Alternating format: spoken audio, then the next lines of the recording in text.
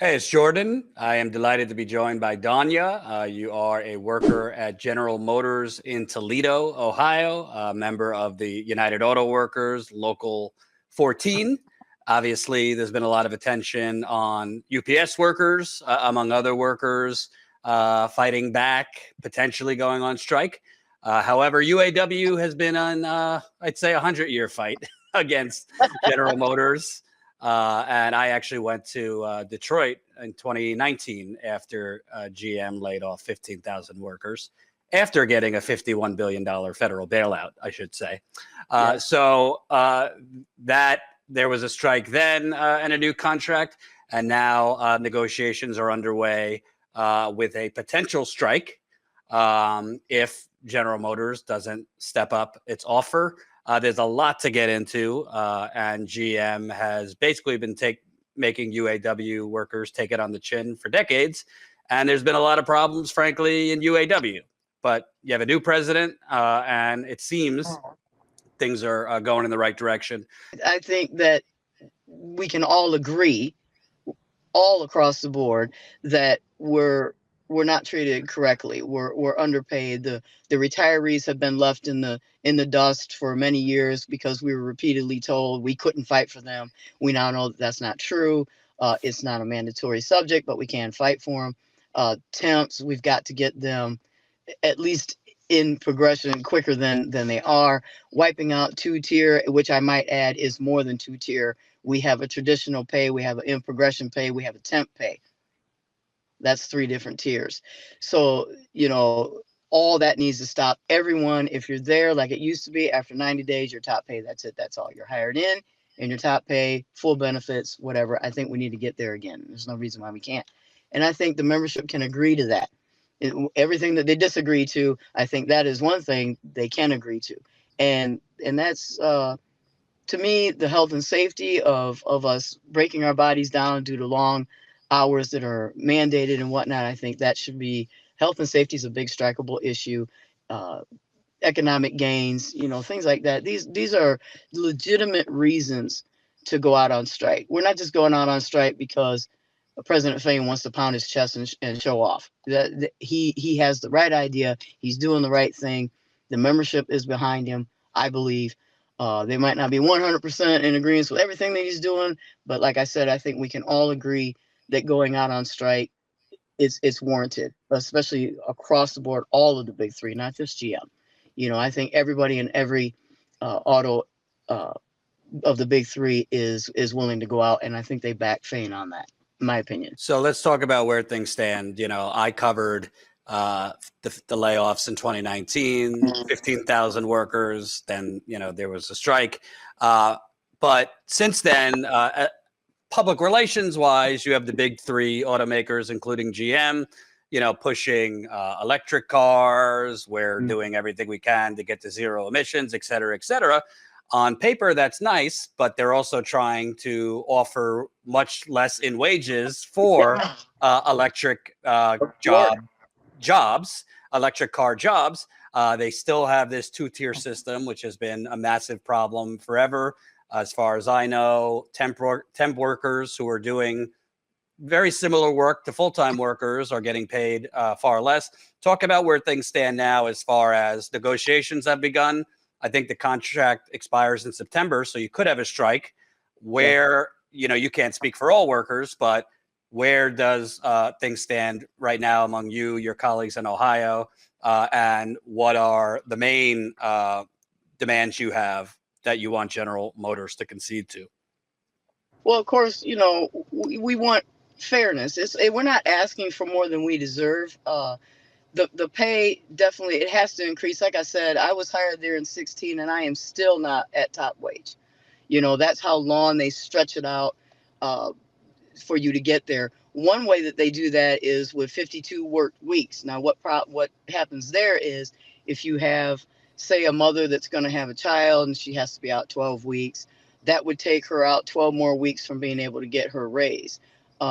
Jury duty, military duty, things like that, sick leave, all of which are actually protected classes, and yet in order to get a raise, that affects you.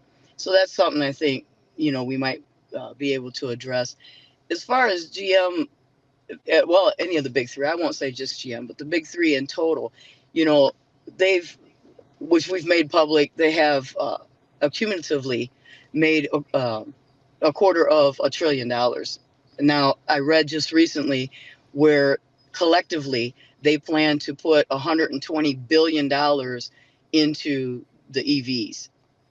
Now, to me, I'm not a super mathematician, but I'm pretty sure that 120 billion from $250 billion, and they're all in on their EV. I think, it's just my opinion, but I think they have more than enough to give us what we ask for. And like I said, we're only asking what is fair. Wages where they should be today, had we had cost of living, which is something that we're fighting for, is the COLA. It's just the fact that they get up there and they brag about these, billions of dollars every year. Now, I have noticed that lately the media has been placing out there that it's been the last couple years. No, it's been the last decade. Every single year, they have profited into the billions. That means our wages, our benefits, everything's already paid out. That's the only way they can call it a profit. So everything is paid out. So for them to sit here and say they can't, that's no. And they're getting help from the government. The government's giving them money, and well, actually the taxpayers are giving them money. So for them to sit there and say, well, we can't, do this, that's not even right, and they know it. Well, I believe last year their profit was 10 billion or something like that. I believe it was 11.5 billion, because I believe our profit share was 11,500. We get, I believe it's $1,000 for every billion that they profit, that they clear. Mm-hmm. Which I think that needs to come up as well. They talk about profit share and they pound their chest like they've done something good. None of the big three gave us profit share. Profit share came from the fight of, the Walter Reuther caucus and, the members, the rank and file back then. That's how it came about. And it's just stayed in the contracts ever since. They wouldn't just give us profit share. And one reason I know that is the temps do not get it, although they do the work. They work just like we do at a far less rate. They don't get profit share. Right. So it tells you they wouldn't give us anything. Everything that it is our contracts, the rank and file has fought for through the years, and some have even died for it. There has, been casualties through the years during different strikes or protests and things like that. So, it's not something that they give because they feel all warm and fuzzy toward the rank and file. They give it out of a fight. And tell me about, I hear in the news inflation is getting better, which seems kind of laughable to me considering rent is skyrocketing all over the country. Mortgages are interest. Food prices are still pretty high. We have a 20-year inflation called gentrification, but they like to put out, their numbers, which I think are cherry picked, saying, long-time workers are making, $30 to $40 an hour. Talk to me about what's fact versus fiction in terms of if you're a long-time, seasoned veteran there, is your wages matching, increased cost of living? Well, I've read, like a family of four, which is not uncommon, a father, a mother, and two children. They're living just a hair above poverty level. That's I don't understand that, and then they brag about their billions and they show their mansions and they show their trips and the things that they do. And here we are out here, they're making those profits off of the back of the blue collar worker, the union worker in our case. In parts suppliers, they take it rough too, because they don't make the money that the big three makes, although they, their parts are the reason we can function. All of it just seems so unfair. And once upon a time, mind you, the parts suppliers did make what we make. Somewhere down along the line through the years, that's gotten thrown out the door. But cost of living, to try to live off of like temp wages, $16 an hour, um, that's it's almost impossible. With rents being usually no less than $600-700 a month, car payments $300-400 minimum or more. I know my truck is a lot more than that, but how do you? I don't know how they do it. I don't have children myself. I'm not married, and I'll tell you what, it's rough on me. I And don't know how many hours are you working, and what kind of money are you making there? what our plant is set up is we run the production runs on 2 12-hour shifts. So I'm under an 8-hour shift myself. So I clear probably after taxes and whatnot, maybe about 700 a week, somewhere around in there, working at 40 hours. Um, so once I do that with my house payment, my car payments, my insurances, food, taking care of my pets, things like that, it adds up, and before you know it, you're paycheck to paycheck. And I mean, I don't know if it applies to you, but what if you have student loans to pay back starting in the And fall?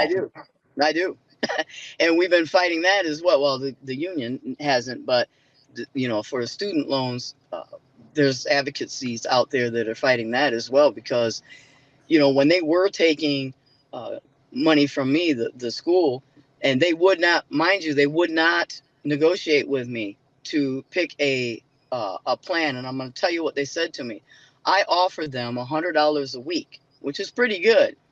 They told me, no, you're a GM worker. We know you can pay more. They refused my offer and ended up taking about $260 a week out of my paycheck by forcing garnishment, because they would not negotiate with me on a weekly pay. So that's how they do us. And they, by them saying, no, you're a GM worker, it seems like the auto workers are targeted because we have a consistent check and we work consistent hours. So we're like sitting ducks for that, as far as I'm concerned. And Right. it's easy for them to garnish us. They don't have to go to court. They don't have to have a court order. They don't even have to prove that you owe that. They just Right. they call up, GM says, hey, garnish so and so, and that's how it happens. So So that's $700 a week is already tough for a single person. If you were married or had kids, much oh tougher. And then let's talk about, because GM likes to say you guys have gold-plated healthcare, but they've been trying to put less and less into your healthcare and make you pay more and more over the last few years. well, healthcare, I feel with the big three, they owe it to us because they break us down, and cancer is definitely linked to the auto manufacturing plants. Um, it's a known fact that cancer does come up frequently when you work in the automotive industry. Carpal tunnel, plantar fasciitis, hip issues, back issues. That's because of them. That's because of working inside these plants with these long hours, and they break our bodies down. I feel that they should pay for that. They should pay for our medical.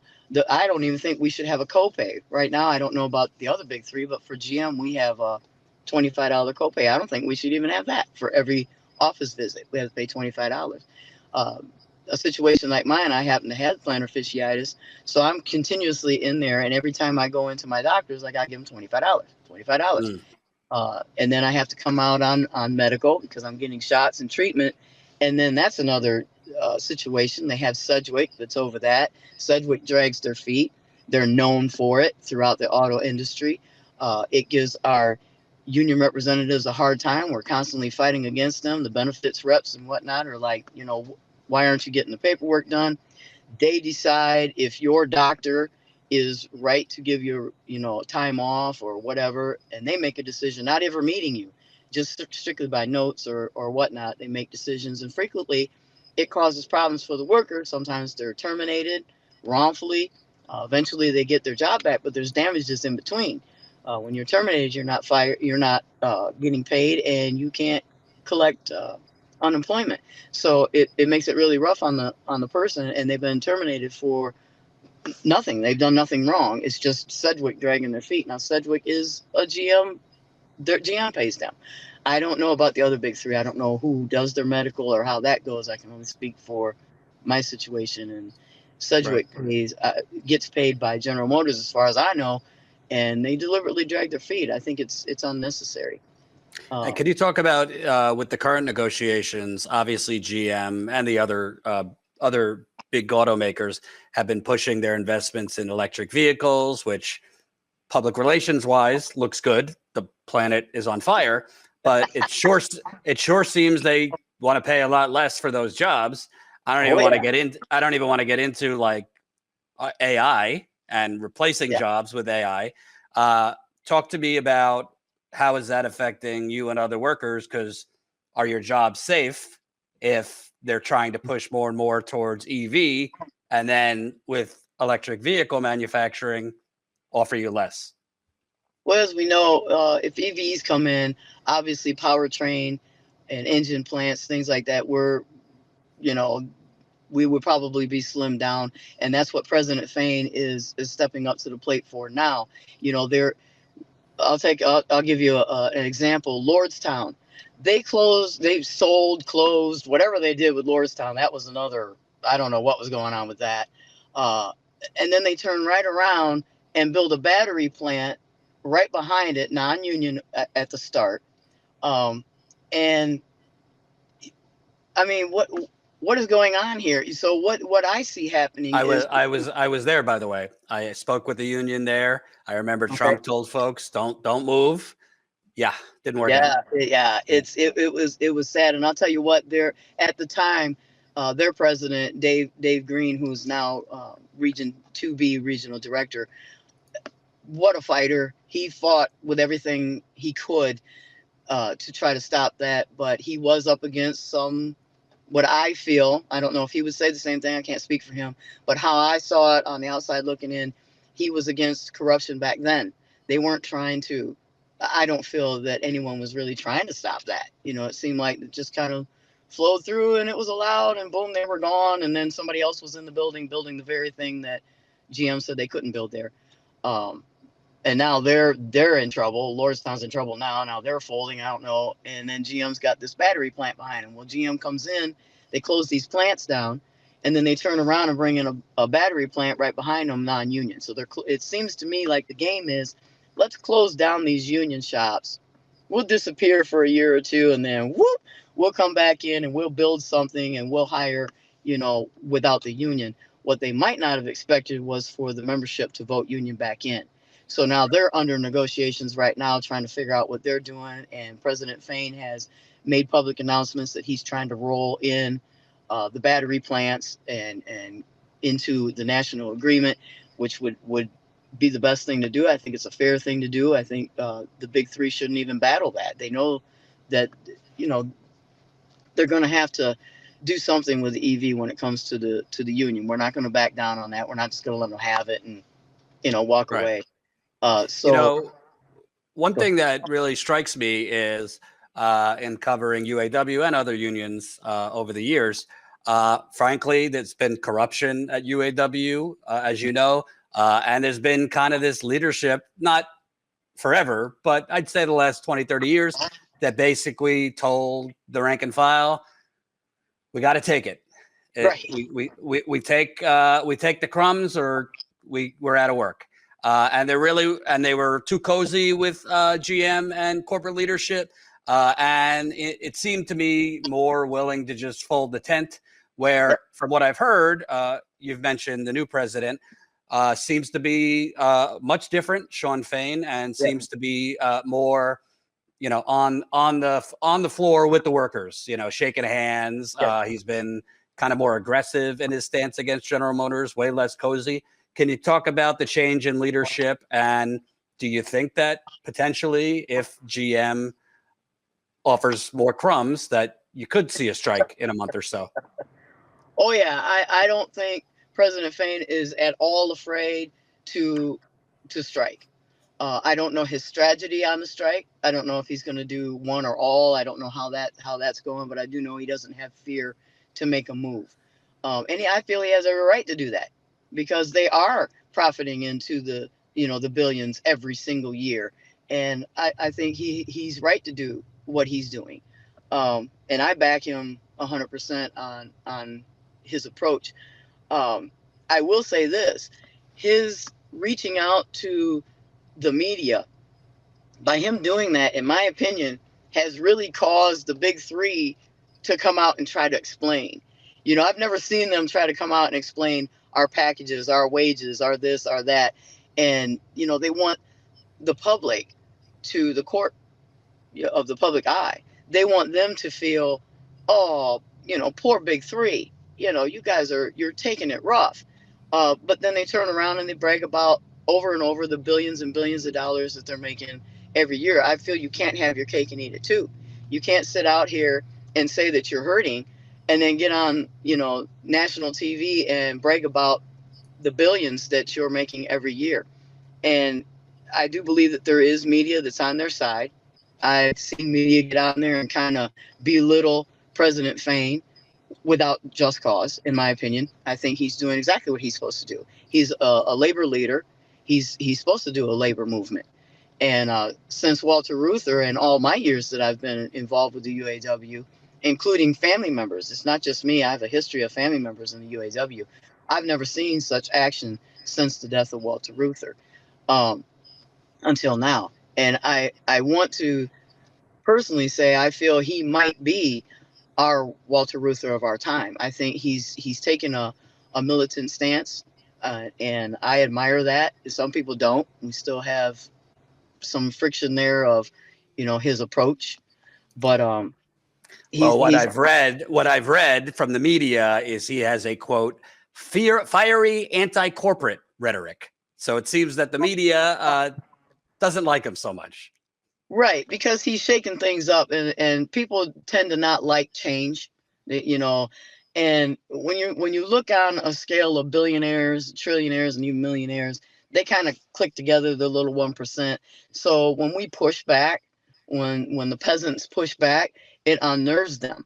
They don't like this. And much of the media, a lot of the media is owned by the rich, by the one percenters. So you have to be careful what the media puts out there about the UAW, and our leadership.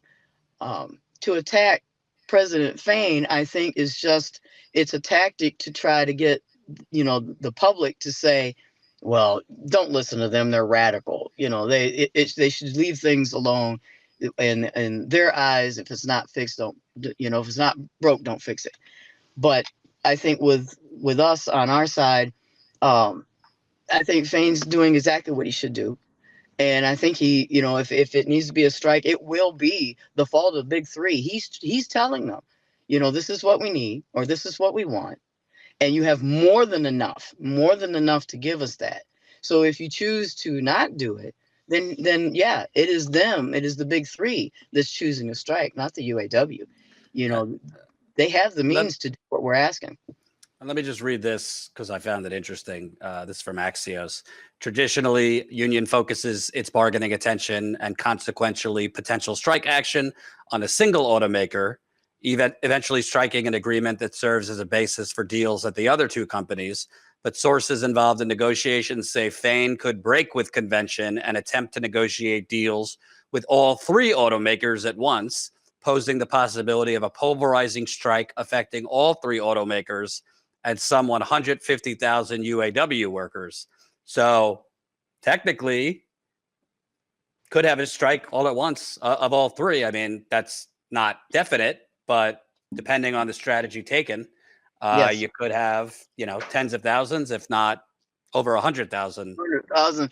Yeah. I can actually see it happening. I don't know if that's, President Fain's plan, but I see it being one that I can see him definitely doing.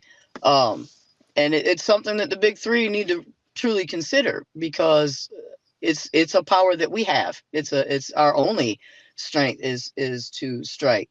And, with them, like President Biden, I do feel that when he's giving out all this money to the big three, where are we in that agreement as the laborers? Where are we?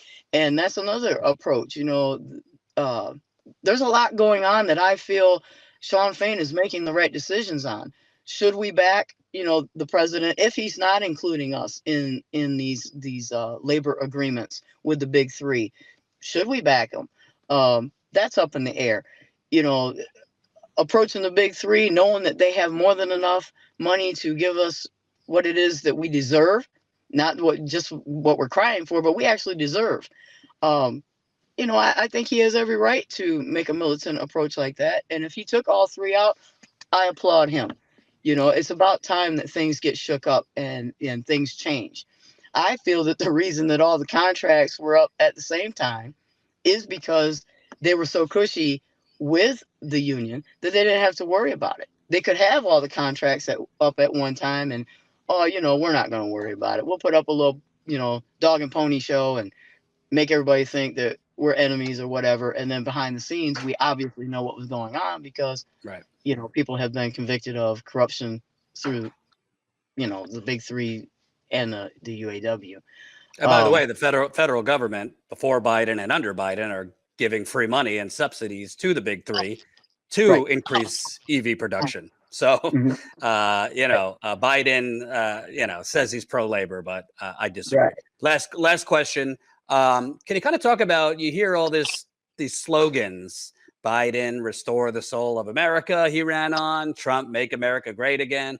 Well, all I see is essentially companies like GM, let's include Chrysler, obviously Ford, making billions, and you breaking your back and hips and everything else for $700 a week, which you're probably going to go in the negative soon once student loans are back. Sure. That if that's our soul, it seems like something needs to change. Can you talk about? You can't speak for all workers, but do you see a possibility that workers are going to say to hell with it? We're going on strike. I do think that with President Fain's actions, I think he has sparked a lot of the members that had given up. They had heard it all, they had seen it all, and yet nothing in our favor. I think with his new approach, I think he's getting the membership riled up. I think they're backing him. I think he's got a lot more support than probably people realize. And I'll say, as we end, I mean, listen, at its peak, this was an industry with what, over 500,000 workers. Oh yeah. Now down to 150,000. Well, yeah. Part of that is because not just UAW, but there has been a continual giveaway, submit to the point that you just lose it. Not to mention, obviously, General Motors and the others able to offshore jobs. So I, for one, would love to cover a strike and stand with the workers. So thank you. Can I say this? I will say they just did an interview with the CEO of Stellantis, and he made a very odd comment.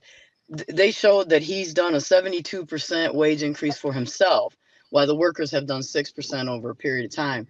When he was questioned about that, his comment was very odd to me. He said he is a free man, and he doesn't have to answer that. What exactly? What do you mean by that? What do you mean you're a free man? So are we not free? Well, how do you view your workers? Do you view them, as just bodies? Do you view them slavery like? I mean, his comment threw me off. I was like, I didn't understand that. I would also like to say that the UAWD has done a lot for the UAW, and they're not out to infiltrate the UAW. They're there to help enhance us. They're the higher education and sectors like that. And let me tell you, they have the fire under them. Those guys are fighters. And the UAW rank and file, we need to fight just like that. We need to get up there and we need to show them that we're not to be played with. We're not playing, and we have our leadership's back. And let's do this. Let's do it again. 2023. You didn't learn in 19. We'll do it again in 23. Let's do it again. That's my opinion. All right. Thank you so much, Danya, GM worker in Toledo. We will keep in touch. Thank you, Jordan. You have a good day.